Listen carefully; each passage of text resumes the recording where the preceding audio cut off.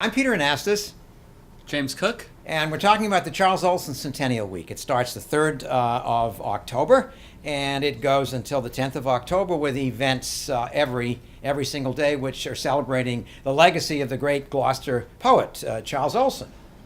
Yes, I thought we'd maybe say a few things about Charles and why it would be worth celebrating him 100 years after his birth and 40 years after his passing. So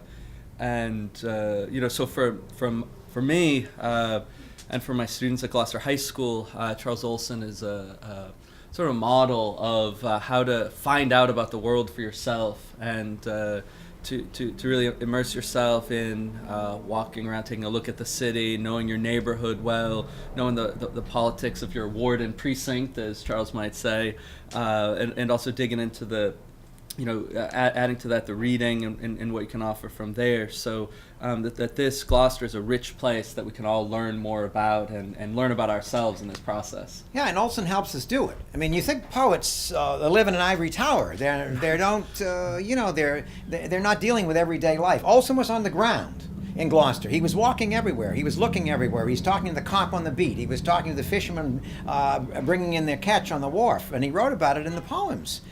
They're about Gloucester people living their lives every single day. And what does it mean to live in a place like Gloucester? And for him, Gloucester was a microcosm of the world. If you understood Gloucester, according to Olson, you understood the world. I think that's a real powerful thing for people to immerse themselves in. I think not to understand how Olson saw all of this, and then also to be inspired to do that for themselves as well. To take these things that we deal with here so seriously as to immerse yourself into that reality and to see how does all of this relate to the larger world beyond. How does it relate to the larger world, and what's our relationship to Gloucester? What's Gloucester's relationship to the larger world? What's our relationship to the larger world?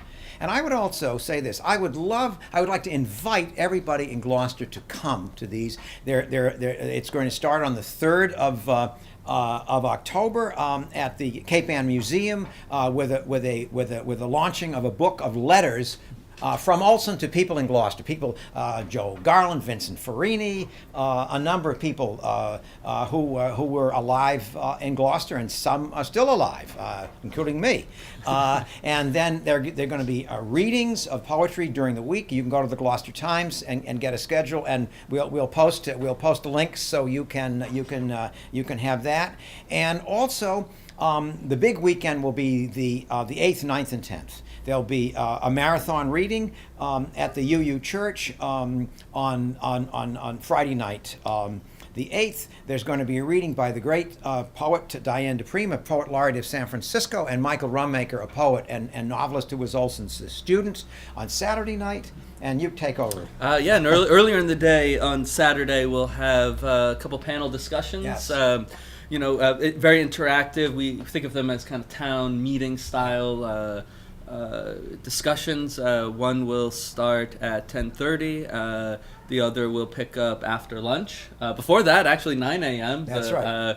Henry Farini will read from the children's book, Little Charlie Goes to Gloucester. So we're getting all ages involved. And what am I missing, You Peter? can catch Henry's film at 4 o'clock Saturday afternoon at the Cape Ann Community Cinema. And then there's the reading at night. And then what about Sunday? Sunday, we'll meet at the Historical Museum at 11 o'clock. Oh, we're meeting at 11 o'clock Sunday at the Historical Museum. And guess what we're going to do? We're going to walk. We're going to walk. That most Olsonian of things to do, right? We're going to take you on a walk through Olson's Gloucester. We're going to show you the places that Olson wrote about, and we're going to read from some of the poems in which those places are mentioned. And then after that, we'll end up over at the Blackburn Performing Arts Center for several performances. We'll have a couple dance performances, and then including Apollonius at Tyana and of Tyana, and which is a play that was a dance play by Olson. And then we'll have our own Willie Alexander will perform for us, including some Olson poems that he set to music. So there's something for everybody in the Olson Week, and we would invite you very strongly to come and partake. Check us out on the web for more details, and we're very happy to share this information with you, and hope that you will come and enjoy the week with us. Third letter on George's, unwritten. In this place is a poem which I've not been able to write, or a story, to be called The Eastern End of George's, about a captain I knew about, as of the days when it was important to race to market, to the Boston market, or directly into Gloucester, when she had fresh fish, and how this man had such careful charts of his own, of these very shallow waters along the way to market, if you were coming in from the winter cod grounds on the eastern end. The point was to cut the corner if you were that good or that crazy, though he was as good as they come. He even had the charts marked in different colored pencils, and could go over those rips and shoals dug out in a storm, driving a full loaded vessel and down to her deck edge, across them as a wagon might salt licks or unship her wheels and ferry across. It is a vision, or at least an experience, I make off as though I have had, to ride with a man like that. I even have the picture of him sitting on his cabin floor, following those charts like a race sheet, while taking the calls down the stern passageway.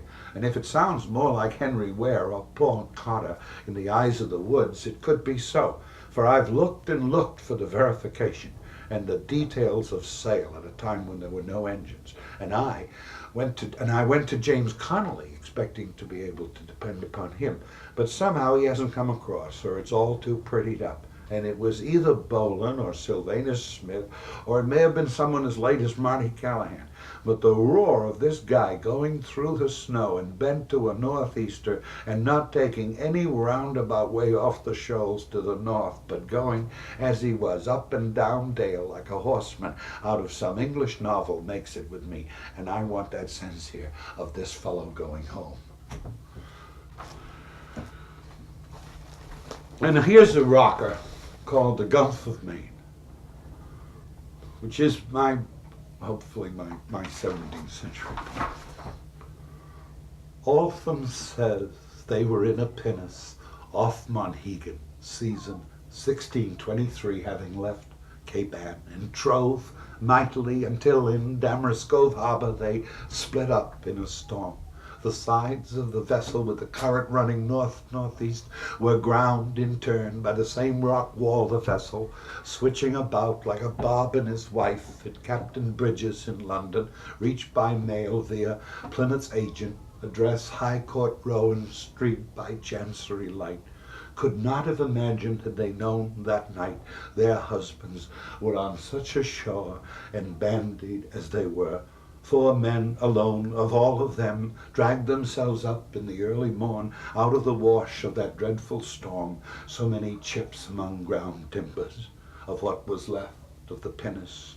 Such was the coast, when sturdy oak-built 17th century little boats out of London and Weymouth cast their nets. King James said, "We do approve of the pilgrims going to the sand shore of Virginiae. If fishing is the holy calling, they go there. About dear James for crawfish did they go. Madam Altham, Madam Bridge called on James Shirley one bright city morning for pounds and sterling, sturdy pence in recompense of their dear husbands. So the night was growly, the waves were high, the high-built pinnace tossed the winds down, pressed the little James until she was far spent, and 4 went head down into the sea below the waves. Her sticky masts with thick crows' nests were up above the waves, and broken stumped wild balls of fire played over where their heads below the water filled, and shoes and coats pulled down the crew.